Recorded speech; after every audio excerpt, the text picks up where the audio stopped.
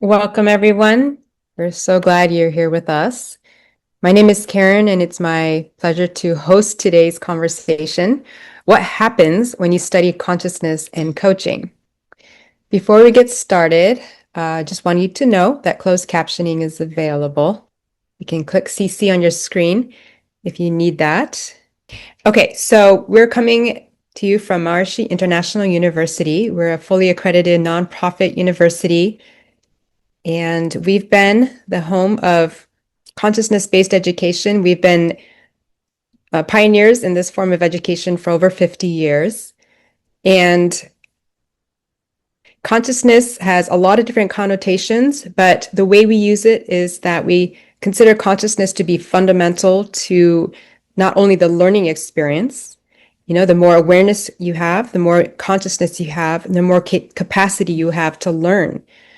And so that's one idea of consciousness, and it's very much something developed practically, directly through a meditation. And transcendental meditation is the form that we teach everyone here, has a lot of scientific research behind it, and has been shown to increase EEG coherence, clarity, and to support growth in all areas. But consciousness also has to do with an underlying field of creative intelligence. And so when you meditate, you're tapping into that field of intelligence. And so more and more of that energy and the creativity becomes enlivened and starts to support you with your daily life. So that's what we mean by consciousness. So some practical points, since many of you have expressed interest in the degree programs, more than 90% of our students receive extensive financial aid. So if you complete your FAFSA at fafsa.gov, you'll be able to get your financial aid package, the results of it. You can also use our financial aid calculator. It only takes 10 seconds, and you can get your estimated award. So why don't we start with meeting the department chair, Dr. Mike Zwell, and he will explain a bit about the program. And then after that, we'll meet students who are taking it right now. So go ahead. Oh, I should share my PowerPoint since he sent it to me.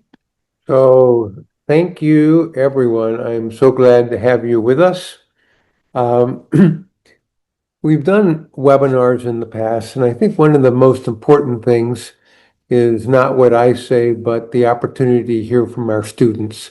So we have 5 students here with us today. So I'm going to spend a little bit of time at the beginning just talking about our program to give you a grounding of it, and then turn it over to our students so that you can hear what their experience is, because I can say anything I want, but what the students say is sort of straight from the horse's mouth, so to speak. So you get to hear from them what their experience is like. So this topic is what happens when you study consciousness and coaching. So we have 2 programs that are in our Department of Emergence Coaching and Leadership. We have the MA in Consciousness-Based Leadership and Coaching, and the EDD, the Doctorate in Transformational Leadership and Coaching. The EDD takes 3 years to do, that is 6 semesters, and the MA is a 3-semester program, which is so you can start, and then in a year and a half you have the master's degree. But what we've done really quite special is that the second and third semesters of the master's equals the first and second semesters of the EDD. So if you only have a bachelor's degree now, in only 3.5 years, you can actually get the EDD. You'll get the master's degree in a year and a half. And then in an additional 2 years, you will get the EDD in Transformational Leadership and Coaching. So we've made this what we call an accelerated program so that you can get through as fast as you possibly can to get this program. So next slide. So even though our degree EDD is called transformational, what we actually focus on is what we call emergence, because the word transformation is so overused in education now, but emergence is not yet. So we call emergence is the process of becoming your whole self. And one of the things that I'll say to students or applicants as I interview them is that the main subject of our program is you. It's in expanding your consciousness, challenging your limiting beliefs, experimenting with new behaviors, and becoming all of you, because we have a very core belief that you are way more than you think you are. That we develop as we're children, we develop this sense of what the world is like and who we are. And if you think about it, you're way more than you were when you figured out who you were when you were 3 years old and 4 years old and 5 years old. There's way more to you. And we want you to expand your sense of possibility for yourself and choices, honoring all your emotions and integrating all aspects of you. Next slide, please. So we use coaching as the primary modality of you developing yourself and learning to coach and interact with others. And one of the core concepts around our coaching is that you learn to coach the person, not the problem. A lot of what people do in coaching is to help, and it's people are very good at it, to have a client tell them their problems and you help them solve the problem. But what our focus is on is who is the human being who is telling you about the problem? And what are the patterns that they have in their beliefs and their ongoing behaviors that affect not just the current situation, but really addresses how they are in their lives? So we want to expand your awareness and to expand the awareness of your clients so that they really see that they are the creators of their own life. And so the process of emergence coaching is emergent not only for the client, but also for you as the coach. So you will learn in both the master's degree and the EDD to be an emergent coach. And the International Coaching Federation is the largest coach accrediting organization in the world and has accredited coach training programs. And we have what we call emergence coach training, that it is an accredited ICF coach training program that's in both the master's and the EDD. So you will be on the pathway towards becoming a credentialed coach. You have to complete a coach training program, and then you have to complete a certain number of coaching hours and so on, and pass a knowledge exam with ICF in order to actually become an accredited coach. But we are a pathway towards that. But we're way more than that. You will also learn to be present, fully present to yourself and your client as you are continuing to learn and grow yourself and help your client do the same. So a little bit of background, sort of theoretical background. So, we live in this physical domain. Newton was great discovering when you drop an apple that there's physics, that we have gravity. And we live in a physical domain. With the science of creative intelligence and what Maharishi brought to the West here is this concept of unbounded consciousness. That is the consciousness beyond what we have in our body. But we also have, in between unbounded consciousness and the physical, is the mind, which is the consciousness that we generally experience within our bodies. And I have been a student of this for a long time. There is no physical explanation that I'm aware of that explains consciousness. That consciousness that we experience, that we embody. And that is the domain of the mind. Next slide, please. And so emergence coaching, emergence leadership, and the whole concept of emergence operates primarily at the level of mind, as opposed to the physical. Next slide, please. Vedic tradition, which goes back thousands of years, and which is embodied and expressed in transcendental meditation, and you learn at MIU, divides levels of the mind up into a number of levels. And this goes from most concrete at the top to most abstract at the bottom. So we have the body, then we have the senses, our five senses, then we have the feelings and expressed as emotions. We talk about five core emotions: fear, hurt, anger, sadness, and joy. And we want you to fully experience all your emotions as a key aspect of human functioning. Then we have the mind and intellect, where this includes how we process information. We have two pathways in the brain. We have an emotional pathway, and we have a cognitive pathway. And these two meet up in the prefrontal cortex, where this includes how we analyze and understand information.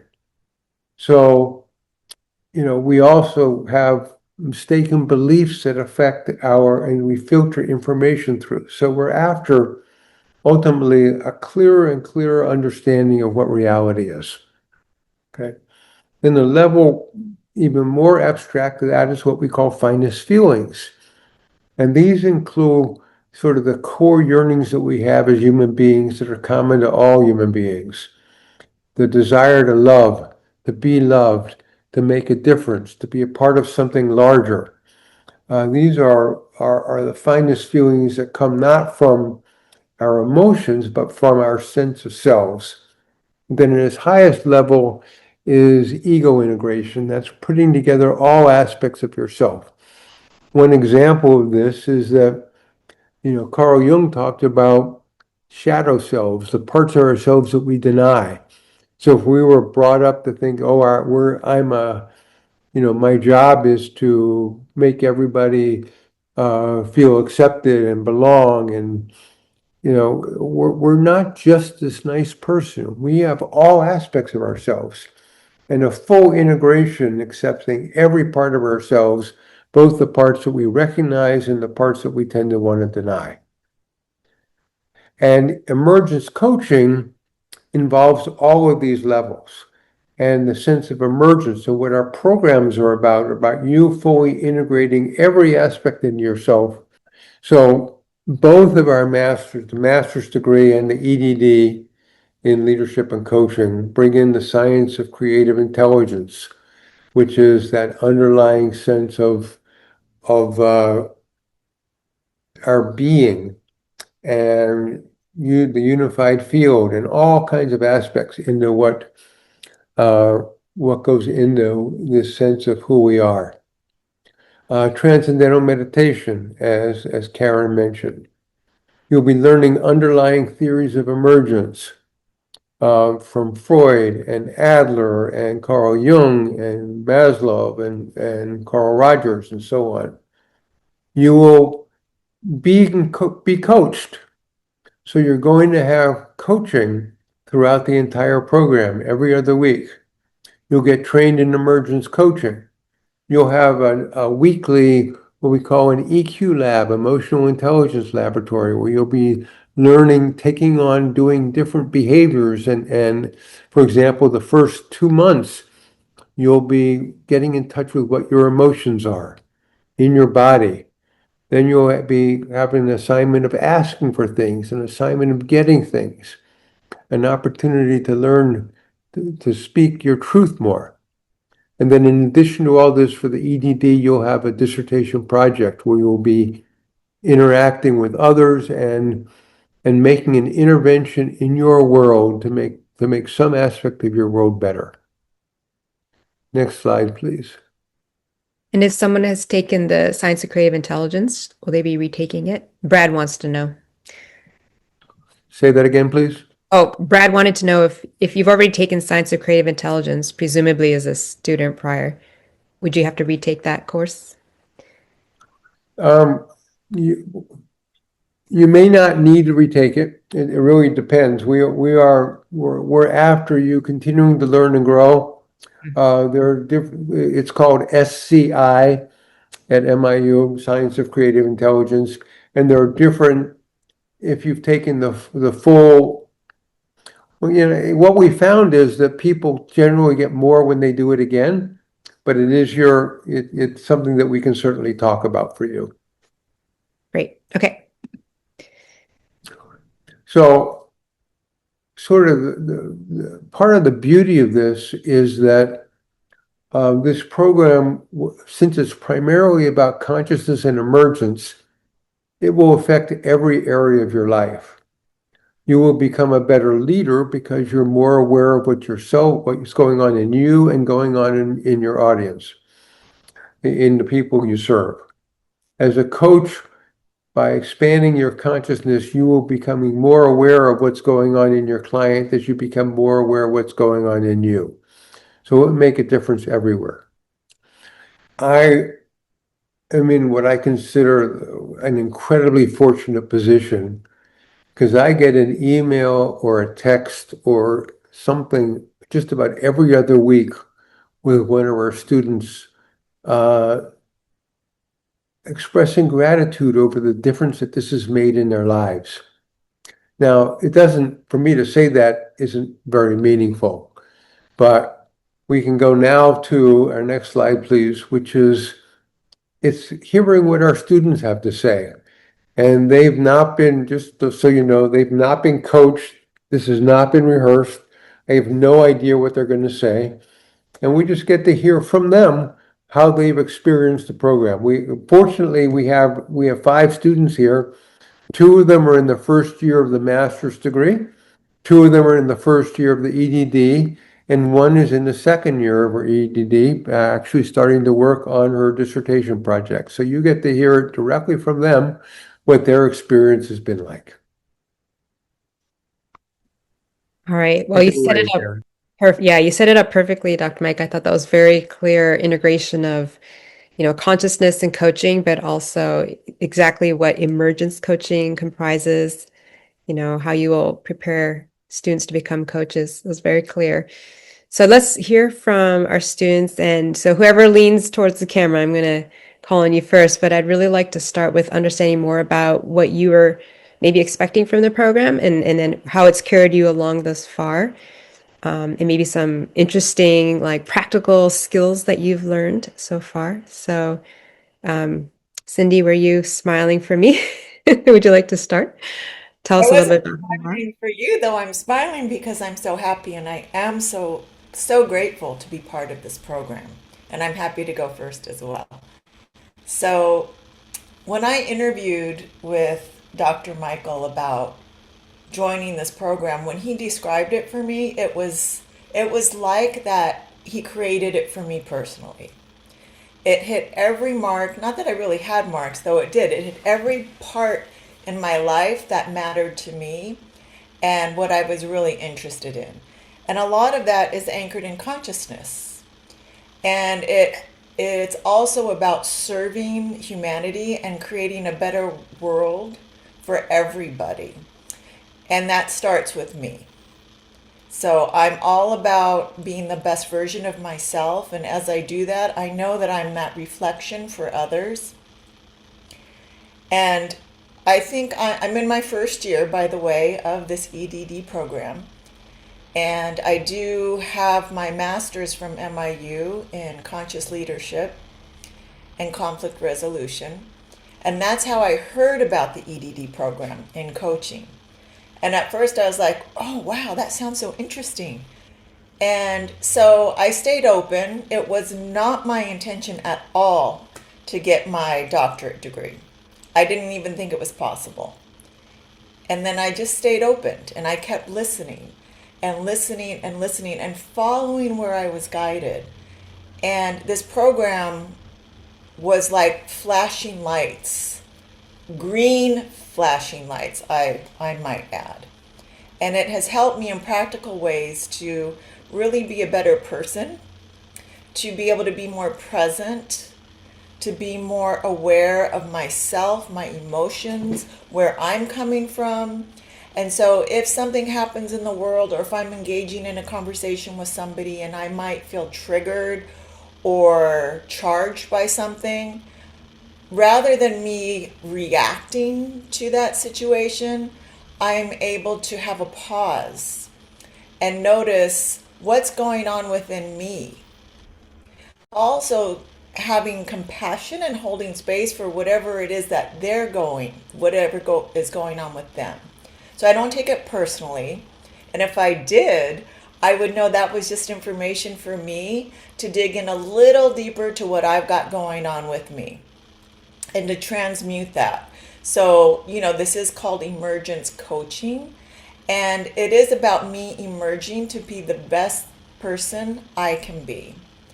And the most, I would say, even alive and wholeness of myself, rather than coming from my limiting beliefs or my skewed perceptions of my reality. Like, my lens has become more global rather than narrowly focused, if that makes sense. That was very, very well stated. Thank you so much. It was very clear how the consciousness element was key, but also like attending to the self, learning skill sets for self-development, but also better able to like meet people where they are, whatever is coming up from them. It's very great. Thank you so much. All right. And so next, we'd like to hear a little bit more about maybe the courses that you have learned or the emotion. I think the EQ lab, there's a buzz about it on campus. And I'm thinking that this might be very relevant for just anybody with a meditation background. How does coaching maybe play along or play alongside a meditation practice? So I tossed out a couple ideas, share a little bit about courses, EQ lab, meditation and coaching. Mikey, you look like you might have some beautiful things to share there. EQ Lab has been magnificent, right, in expanding our boundaries and exploring our growth edges. There's an assignment that we did for having big asks, so learning to ask big things. So I asked my boss for $1 million in equity, right, and that was one of the things that like really surprised a lot of people, even myself when I said it. But it made me less afraid to be more present and asking about things, and learning to, in some cases, face rejection. And somebody with rejection sensitive dysphoria, it's been very helpful. In your program, do you get to point of hosting them as well, or are they strictly for you as a student? I believe we get to choose ours as the program goes further. Mm-hmm. All right. And then I know, Yanel, you had some insights about, meditation practice along with coaching. How do these two techniques or modalities feed off of each other or support each other? Thank you, Karen, and hello, everyone. I appreciate this question because it touches me deeply. I've been practicing TM since 2022, and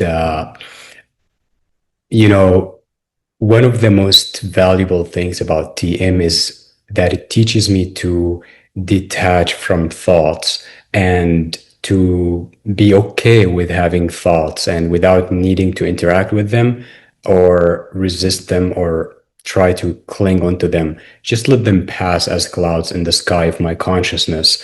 And over the years, this practice has become more and more grounded. I became more aware of my thoughts, even outside of meditation, as I'm talking to people or as I'm working. And, this self-awareness keeps on growing, not just during meditation, but also outside of meditation. So I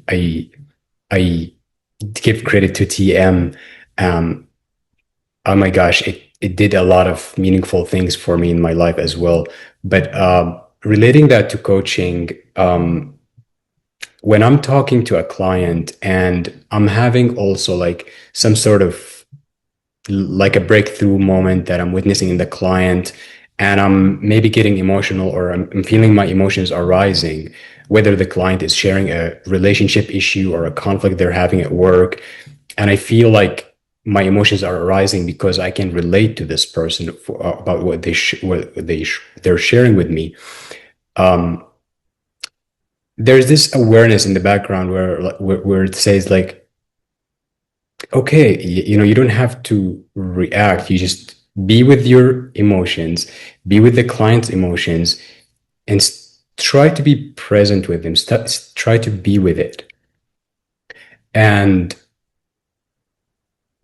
previously, I mean, I did coaching before, but I used to want to throw an idea or a suggestion or give advice before, or, just like hype them up, or if they're celebrating something. Now I understand that, it's cool to do these things, but there are moments when the client actually needs to process their emotions. And what I can do in this situation is I can just be present, and I can just wait for the client if they want to talk more, if they need to cry, if they need to laugh, they need to throw a temper tantrum or anything like that. It's been like amazing to see the difference, because I also get more information as I wait and I don't react to my own emotions and my own thoughts that are running in my head. Um, so, I can also talk about my interaction with other people in my life. The same thing happens, but I kind of like wanted to keep it based on your question, Karen. So, Yeah, well, maybe we can approach those a little bit later, but there was a direct follow-up to you from Sue. So how do you balance, well, I don't know if you're doing the doctoral load, but let's just say, how do you balance the workload with a full-time sort of professional role and without compromising your own daily meditation and peace? Yeah. So is that something you can address directly? So the balance aspect, but also how you maintain your daily meditation and inner peace? sure. I personally juggle a lot of things, and I can relate to that. So the best thing I can do is to make sure that I do my meditation in the morning, and the second meditation, whether it's in the late afternoon or the evening. Although I'm not always perfect with my second meditation, but I make sure that I always do my first meditation every single day, because it sets me up correctly for the day. And you know, doing things on time as much as possible, showing up to classes or watching the recording if I need to miss a class. There are two classes, usually Monday and Wednesday, each 2 hours from 7 p.m. to 9 p.m. Central Time. So I just make sure that this is aligning with my work schedule, and that I get enough sleep whenever I can, as much as I can, and I take care of myself, whether I need to take, walks in nature, or talk to a friend, or we have also like the bi-weekly coaching where I get coached by one of the faculty members. So if there's anything going on inside of me and I'm struggling with my studies, or I'm falling behind, or feeling like overwhelmed, or something, I can share that with my coach. That's been very valuable for me. Whether it's like being validated, given insights or suggestions about how to approach that. And so, life can get overwhelming. That's not something that I can say that I can always avoid, but there are always resources. And I feel like the most important thing is to make sure that we take care of ourselves. Mm. Yeah, and I appreciate that you were saying you had been a coach before, and into this program, what's actually getting even more enlivened is the presence. Sounds like even more ability to just hold space without rushing to maybe add or interject. So I just thought that was a pretty key comparison there. Um, I would love to keep going with you, but with all of our panels, I just want to make sure we get to each one at least once, and then maybe at the end you can fill in if we've missed any point. But Megan, um, why don't you introduce yourself a little bit and tell us where you are with the program, and maybe any particular angle on coaching that you're applying with your EDD program. Hi, everybody. Thank you so much, Karen. I'm so glad to be here and to share this program. As Dr. Mike said, it is life-changing. I would be one of those emails. So I did not do coaching prior to this program, but I'm in the educational space and did like instructional coaching. And I was actually drawn to the program more through the leadership aspect originally. And I think that the consciousness aspect was extremely appealing to me. It just was something different that I hadn't really seen in any other universities. And I got it through like a Facebook ad, so I think probably my algorithm knew what I was about. Um, but I will say, the way that it's changed my life, I think, is just realizing how I was running kind of on autopilot and kind of to Yunal's point about like being ready to react or to help and solve a problem.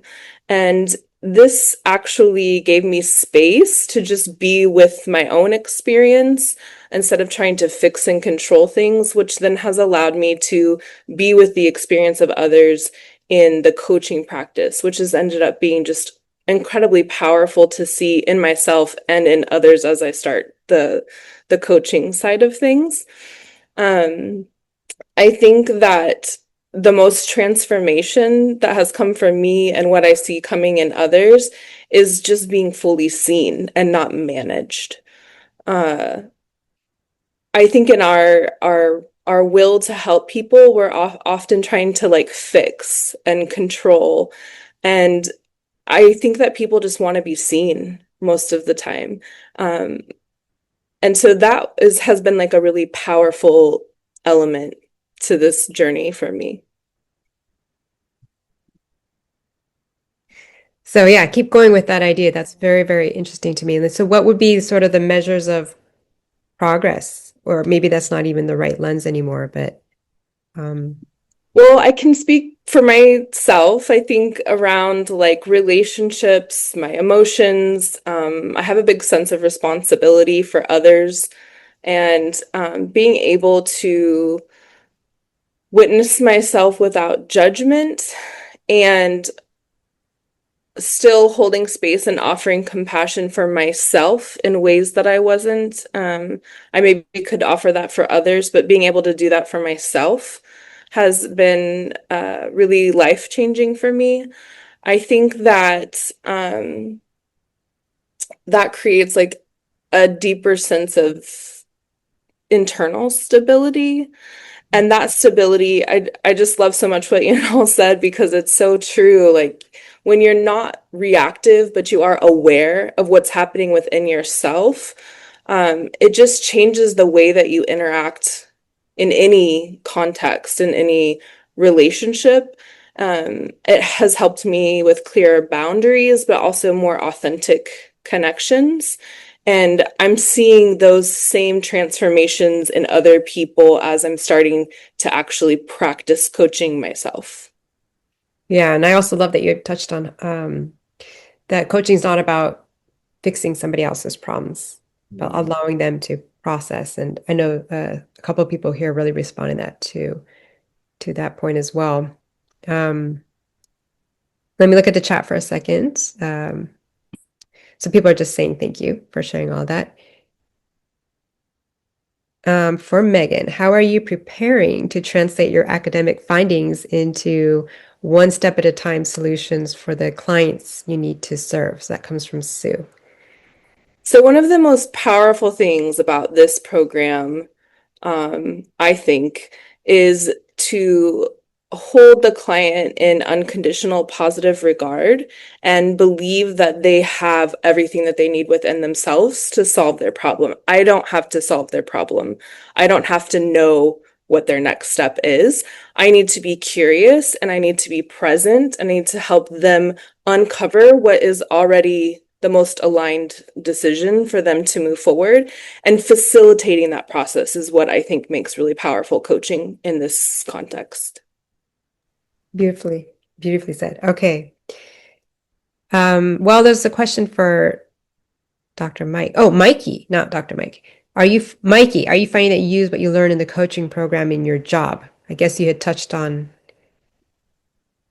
Yes, every day. I lead a team of 12 engineers at a major software company, and very different personalities, different people, different backgrounds, and it's extremely helpful to be able to sit my own emotions while I work together with my team to bring out the best in them. All right, thank you. And let's see. I know there was a question for Dr. Mike. How does the MIU program specifically support students in the logistical building of a coaching practice or leadership consultancy? And maybe a student can answer. You're welcome to take it first, but. Oh. I've been training coaches and developing coaches for almost a couple decades now. And I have a lot of people who have been building a coaching practice. Unlike becoming a career in accounting where you go from being a first level accountant to a second to a third to a fourth, really coaching is very much of an entrepreneurial business. And I lead ongoing coaching groups, coach training groups, supervision groups. And I've watched people be very, a group of everybody's succeeded, and it takes several years. There's no magical solution to building a coaching business that I'm aware of. And it requires a lot of sort of entrepreneurial development to people. So if you actually want to get a coaching career, there is a process that you have to go through and actually you learn how to do that in the program because you have to recruit coaching clients in the program. Initially, people who are not paying, but you have to reach out and start communicating to them what coaching is, and then bringing them into coaching, and then coaching them over a period of several months.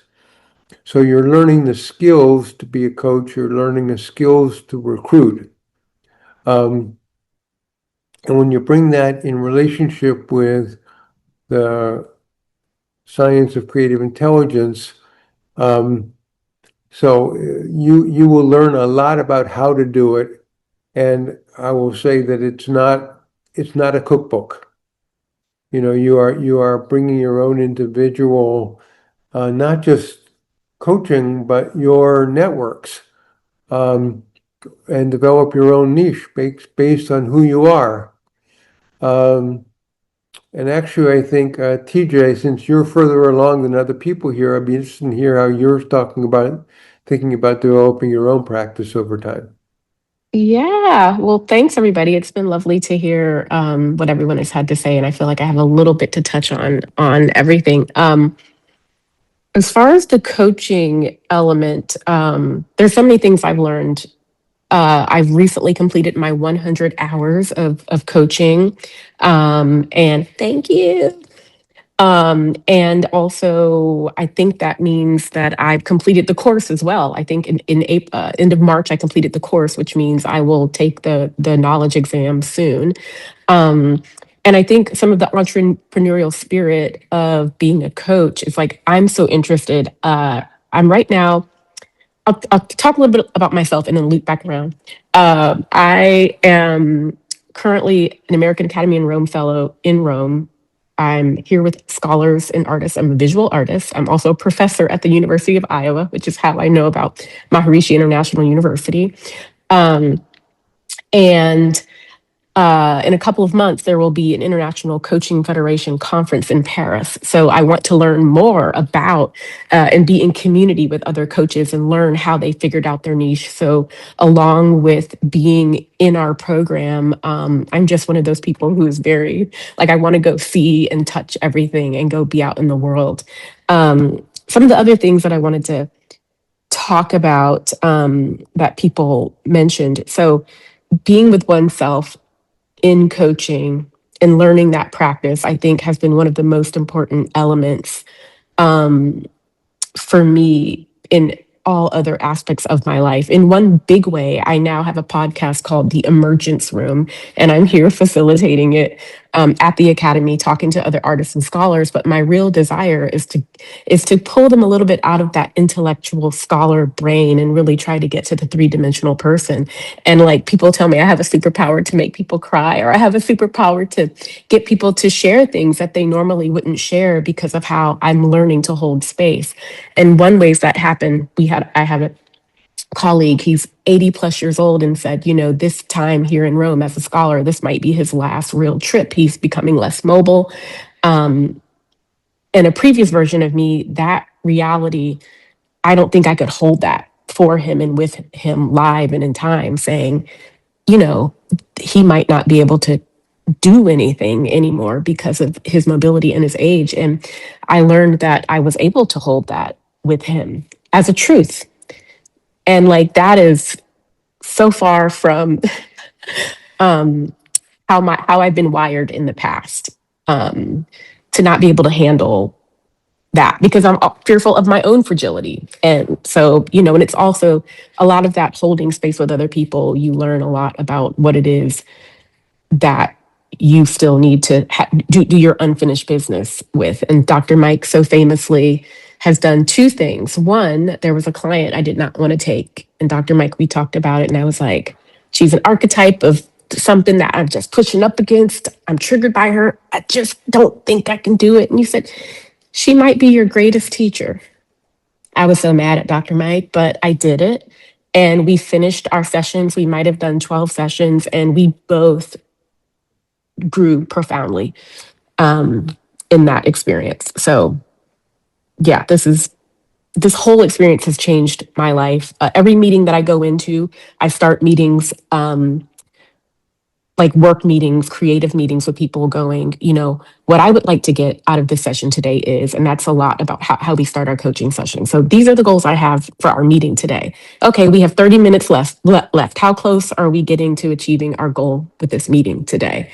So I bring those skills into every aspect of my work and creative life. Yeah, I love the practical stories you're giving us.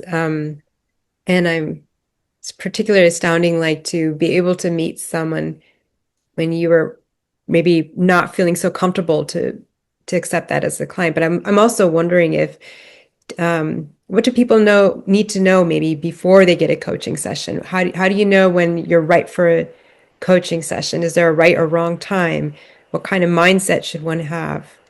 Do you mean to coach or to be coached? To be coached, like, or is it like just anytime? I think it's come as you are. I mean, and be in that shadow self that Dr. Mike talked about. You know, I have my coach, I get to bring some of my ugly self, my beautiful ugly self. And it's amazing. Yeah. And to know and to know that those parts are welcomed is such a relief. I'd be curious what other people have to say about that too. Actually, let me say one thing right here about coaching versus therapy. So in therapy, which is based on the pathological model, it's a medical model, is that there's something wrong with me, and I go see a therapist so that I could become normal, and then I'm done. Emergence coaching is not like that at all. It is not about fixing you, it's about becoming who you can become, which is an ongoing life process. So it doesn't end with, oh, I'm done, because there's always another place to go. You don't have to do coaching, but that's not what I'm saying. But there's the concept of emergence that we are continuing to unfold, to become more of ourselves, to expand into possibility, to expand into the unknown. And that is, to me, the most sacred and magnificent aspect of life that we have in terms of that always ability. One of the things that Maharishi says in terms of one of his basic principles is life is about growth. And we embody that.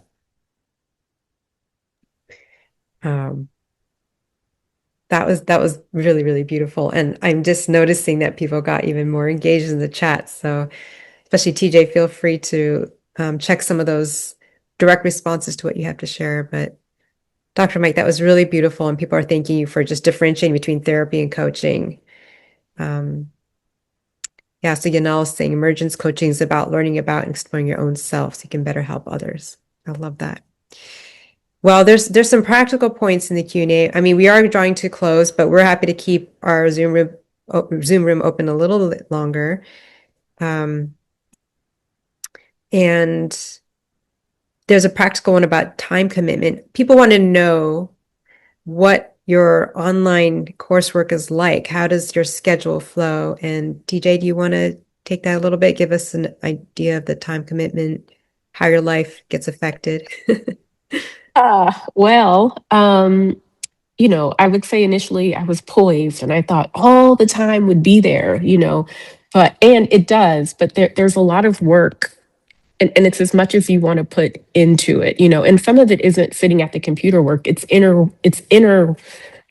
work that you're doing, and it might show up anytime, anywhere. So the work is sort of always happening. But logistically, there's the 2 hours, 2 days a week, plus the EQ lab, which is another 2 hours. And I would say, if you're really dedicated to doing the work and the assignments and being attentive to doing the assignments and recognizing when you're doing them, there's probably another couple of hours in the week that you're dedicated to doing that. And then I'd say maybe another hour or two dedicated to writing the papers during the first year. So, I also really think meditation helps with that. I think that so I teach at University of Iowa. I always made fun of those Maharishi people an hour away. Thought you woo-woo people were a little crazy until that's true. Until I started doing TM, and realized, my partner's also in an MFA at Maharishi International University. We share a studio space, and we're both getting a little worked up when we look at each other and we go, should we just sit down and do a meditation? And it kind of gives us an opportunity to regroup and find more capacity or figure out, what else we need to do to shift. Either it's to take notes, write a paper, take a break to eat. But the commitment to doing this is real, and those timelines are serious, and our professors are serious about us getting the work done. Yeah, and I mean, I love you, Dr. Mike. And we've also had some really tough.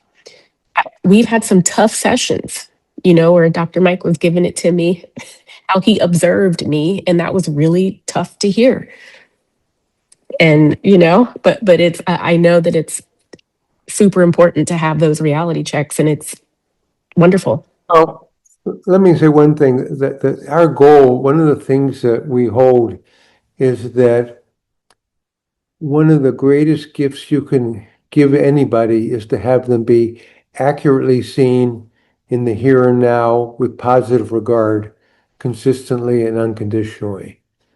And that if that happens, if you have this experience of being accurately seen for who you are, both in terms of the ugly and the beautiful, but all based on your potential, what you can do, what you can be, that amazing things happens for people. And it happens, I'll never say all the time, but it sure happens almost all the time.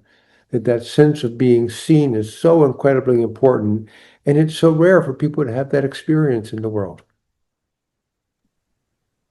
What a breath of fresh air. That's what SH just posted. So it's interesting. Just even you talking about the space you're creating is giving the experience of more presence in me. So it's been a really wonderful time with you all. I wonder if we want to finish with does anybody here who we haven't heard from a while want to just say another point or two, something you felt like you wanted to say, but maybe my question didn't lead you to that place? Is there anything you'd like to share with prospective coaches, future coaches, or people not sure? Admissions process and deadlines. Okay, we can talk about that too. Tuition. Yeah, we're getting very practical questions, which actually is a good sign. Sounds like they're getting serious. Do you want to speak about admissions requirements, or some people mentioned a bachelor's in psychology? Are there prerequisites like that that would be helpful? So let me respond to that. So you need to have a bachelor's degree, and it can be a bachelor's degree in anything in order to get into the master's program. To get into the EDD, you have to have a master's degree, which is why we've set this up in this beautiful way where you can start with a master's program, but then after 3 semesters, you already have completed the first year of the EDD. You've gotten your master's, you apply for the EDD, and then you directly go into the second year of the EDD because you've already done the first year, which is how we're able to do this really accelerated program of 3.5 years. So you don't have to have a bachelor's degree in psychology. Any bachelor's degree qualifies. And to get into the EDD, any master's degree qualifies. So we really want, our purpose is, we're really about changing the world. We're really about having a world that works for everyone. And you may notice that the world is not in the greatest shape these days. And the only thing that I know that's going to really make a difference is increasing consciousness in the world.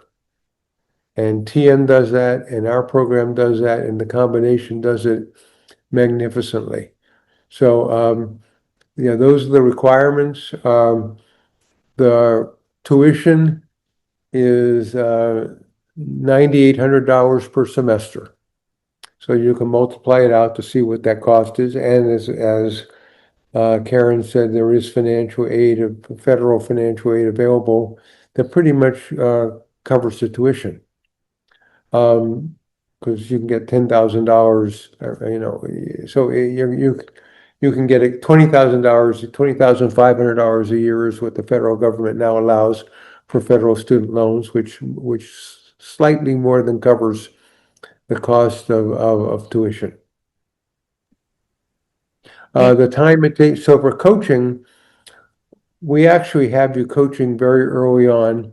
But when you're taking the coaching courses, you're coaching 4 people for a period of 4 months. So basically 2 coaching sessions a week that you're doing where you're coaching people, but you're also not writing, you're only writing 1 paper in that whole monthly teaching course. So it's still within the range that we're talking about of the time involved. And then what requirements for references will we need? So good reference.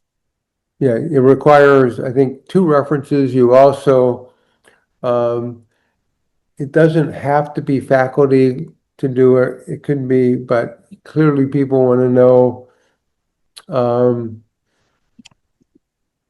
that you're going to be able to do graduate level work.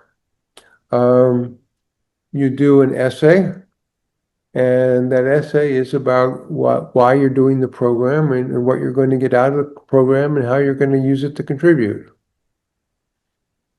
Have any of you moved into specialized populations or applications? I was just tossing it up because it came from someone here. They wanted to know if there's any specializing going on amongst you. Like, are you working with chronic ill people, or I guess TJ kind of touched on artists. I'm not sure if that's really where your area is, but well, one of the interesting areas that we have a number of people who are students who have been, well, actually one who's active in the military now, but several who have been active in the military and are applying this to veterans. Because obviously there's huge PTSD in the population from people who have been serving in the Middle East over the past 20 years, and there's we hold everybody as whole and complete. And what Megan said about when you're coaching people, assuming people can solve their own problems, it's amazing what happens when you hold space for people and have people believe in themselves, there's some magic that happens. Beautiful. Thank you. Well, we could keep going, but I'm mindful of the time. Thank you everybody for being a part of our conversation. Thank you to our panelists. And there's more opportunity to stay connected with Dr. Mike Zwell and to be part of future webinars. I just have a couple practical points in that the next entry for the EDD program is August 2026, and the next entry for the MA is February 2027. So, Dr. Mike, can you explain a little bit about why that is? Yeah, and the reason that we're starting the MA in February rather than in August, because that allows you to flow directly from the MA into the EDD if you want to. And in our current class of the master's degree, almost half the students have decided they want to go on for the EDD. So not a Okay. requirement at all, but this way you can go do the master's in February, in spring, and then the fall and the spring, and then in the following fall, you can go directly into the second year of the EDD, which is why we've arranged it this way. Yeah, and the application's very quick and easy. So, and a very practical thing, once you become accepted as a student, you can learn transcendental meditation at no extra cost at a TM center in your area. Sometimes people have to drive a little bit, but it's a 7-step course. It's 7 steps, but it can be done over 4 consecutive days. And they now have a TM app to make it even more convenient if you can only get to the location maybe one of the days. And it's a great idea to start your meditation practice ahead of time as it starts to prepare the inner territory and get you accustomed to taking a little bit of time each day to meditate. And for transcendental meditation, it's 20 minutes twice a day. And as Yanal was doing, he kind of modeled how he does it, which is first thing in the morning and then as best as you can, the second one in the afternoon. But if you don't get to learning it right away, you have until I think the first 4 or 6 weeks or something after becoming a student to learn transcendental meditation. You can always come to Fairfield and learn here if you wanted to make a trip down to Southeast Iowa. So just that practical point again, that most of our students are getting financial aid. And there's other ways to stay connected with us if you're still wanting to interact with us a little bit more. Some of our webinars have more to do with the culture or the underlying philosophy of the whole university campus. We have a very interesting kind of origin story too. And consciousness and development of inner self has always been a big part of our culture. So if you want to learn more about that, you can check out our webinars. We had a recent one with Dr. John Hagelin. Speak about consciousness in the unified field of physics. So that was an interesting one. But you can also come and visit our campus on a visitor's day, even if you're not really sure whether you want to be on campus or online. It'll help give you an immersion in our culture and what our community is like. So when's the next one here? April 4th. And then you can check out our replays by using this QR code. And then I think Dr. Mike's going to come back in a month. So we're going to have these consciousness coaching webinars maybe on a more regular basis. So feel free to tag along. And that's it from our side. We can keep open for another 5 minutes or so, just any practical points to address. Thanks, Megan, for adding your point about meditation practice. Okay. All right. Yeah, anyone from our panelists want to give a closing statement or share anything? Well, one thing I will say is that I'm very open to talking to anybody who's seriously interested. I'm happy to have one-on-one Zoom calls with people. So feel free if you're serious. And I love talking to people. And as you can tell, I'm pretty committed to what it is we're doing. This is my life work to help people become themselves. And I'll say we have a whole team of faculty here and students who are, so it's a tremendously growing program and very excited to see. And Mikey, your hand is up. One last point about how life-changing the program is. Everybody in my life has benefited from the work I've done here. My family, my friends, people I work with, colleagues, people who are acquaintances, people I just meet randomly throughout the day. It's been very eye-opening to see the changes that I've had in my own life, and have people come and say, "You're so different now. What did you change? What did you do to change?" So thank you, Dr. Mike.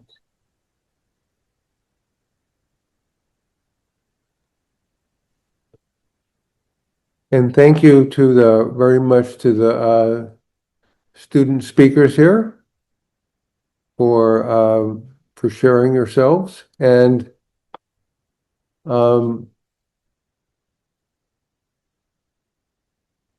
yeah, and if you want, here I'm going to put my Calendly in the There you go. chat. If you Wow. want to spend some time talking to me, feel free to set us some time. And I'm happy to talk to people who are seriously interested in what we're doing, because it's the coolest thing in the world to watch people become themselves. There's nothing I can think of that I would rather be doing than Yeah. helping that. And it's and to you panelists, thank you so much. You've been just marvelous, and happy to have you here. Thanks, Thank Mikey, for that you. point. That was beautiful. I think James asked this question if the MHSB will benefit for the master's. I don't know what that is. Is that mental health? I've taken an MHSB that will that benefit me for the master's program? Maybe it's in the Q&A one, but anyway. As long as it's a bachelor's degree level, Okay. it qualifies. All right. Okay, so I'm going to share the QR code again for other interactive webinars in case you want to learn more about us. There you go. All right. Thank you so much, everyone. It's great to hear about your wonderful program. Thank you, Karen, and thank you everybody for joining us.